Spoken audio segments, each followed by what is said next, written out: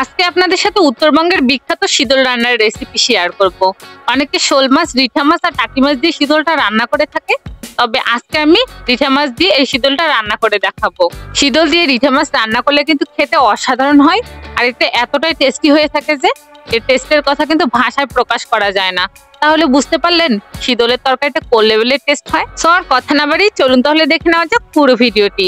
শীতলের এই রেসিপিটি করার জন্য আমি এখানে তাগড়া সেন্টের একটা শীতল নিয়ে এসেছি, এরপর নিয়ে এসেছি 1 কেজি পরিমাণে রিঠা মাছ, আর পাতলা স্লাইস করে কেটে রাখা আলু নিয়ে এসেছি 250 গ্রামের মতো। প্রথমে এই শীতলটাকে সেদ্ধ করার জন্য আমি প্যানের মধ্যে দিয়ে দিচ্ছি, আর এতে দিয়ে দিচ্ছি সামান্য পরিমাণ পানি। এরপর ঢাকনা দিয়ে ঢেকে এটাকে সিদ্ধ করে নেব। শীতলের পানিটা যখন টেনে আসবে ঠিক ওই পর্যায়ে ঢাকনা তুলে এই শীতলটাকে ভেজে নিতে হবে। যখন এরকম প্যানের মধ্যে লেগে পোড়া পোড়া হয়ে যাবে ঠিক ওই পর্যায়ে তুলে নিতে হবে।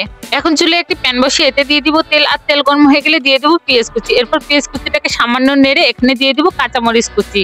শীতল রান্নার সময় কিন্তু অবশ্যই ঝালের পরিমাণটা বাড়িয়ে রাখতে হবে, তা না হলে কিন্তু শীতলের টেস্টটা ভালো হবে না। পেঁয়াজ কুচিটা ব্রাউন কালার করে ভেজে নেওয়া হয়ে গেলে এখানে দিয়ে দেবো আদা রসুন আর কাঁচামরিচের পেস্ট। এগুলোকে সামান্য নেড়ে মশলাটা যাতে পুড়ে না যায় এজন্য এখানে সামান্য পরিমাণ পানি অ্যাড করে দিলাম। এখন হলুদ গুঁড়ো দিয়ে দেবো 1.5 টিস্পুন, শুকনো লঙ্কার গুঁড়ো দিয়ে দেবো 2 টিস্পুন, গরম মশলার গুঁড়ো দিয়ে দেবো 1 টিস্পুন, আর লবণ দিয়ে দেবো স্বাদ মতো। এখন এই সমস্ত মশলাগুলোকে ভালোভাবে কষিয়ে নেব।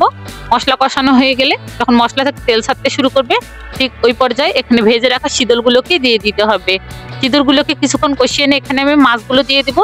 এরপর মাছ আর শীতলগুলোকে মশলার সাথে ভালোভাবে কষিয়ে নেব। মাছগুলো কষানো হয়ে গেলে এখানে পানি দিয়ে দিব।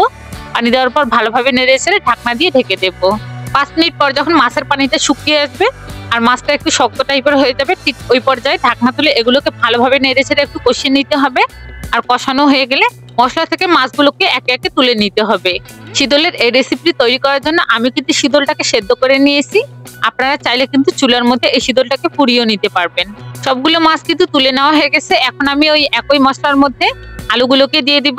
আলুগুলোকে দিয়ে দেওয়ার পর আমি মশলার সাথে আলুগুলোকে ভালোভাবে কষিয়ে নেব।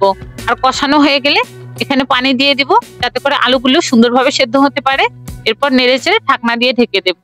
10 থেকে 12 মিনিট পর আমি ঢাকনা তুলে নিলাম। ঢাকনা তুলে নেওয়ার পর এই আলুগুলোকে আগে প্রথমে একটু কষিয়ে নেব। কষানো হয়ে গেলে এখানে তুলে রাখা মাছগুলোকে দিয়ে দিব।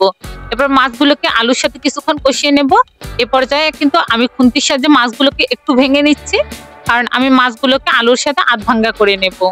কষানো হয়ে গেলে এখানে সামান্য পরিমাণে পানি দিয়ে দিলাম। পানি দেওয়ার পর এগুলোকে নেড়ে চেড়ে মিশিয়ে নেব।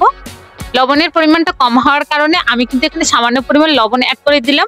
এরপর 1 চামচের মতো গরম মশলার গুঁড়ো ছড়িয়ে ভালোভাবে মিশিয়ে 3 থেকে 4 মিনিট ঢাকনা দিয়ে এগুলোকে ভালোভাবে ফুটিয়ে নেব। 3 থেকে 4 মিনিট পর ঢাকনা তুলে নিলাম। ঢাকনা তুলে নেওয়ার পর আমি এগুলোকে ভালোভাবে নেড়ে ছেড়ে একটু মিশিয়ে নেব। আর মেশানো হয়ে গেলে এগুলোকে নামিয়ে সার্ভ করে নেব। এভাবে শীতলটা রান্না করে খেলে কিন্তু অসাধারণ লাগে। আপনারা যারা এখনো শীতল খাননি বা যাদের খাওয়া হয়নি তারা অবশ্যই একবার হলেও এই শীতলের তরকারিটা রান্না করে খাবেন।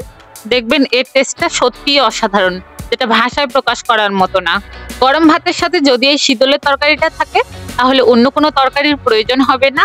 একটি মাত্র পদ দিয়ে কিন্তু সবাই পেট ভরে ভাত খেয়ে উঠবে, এতটাই টেস্টি হয় খেতে।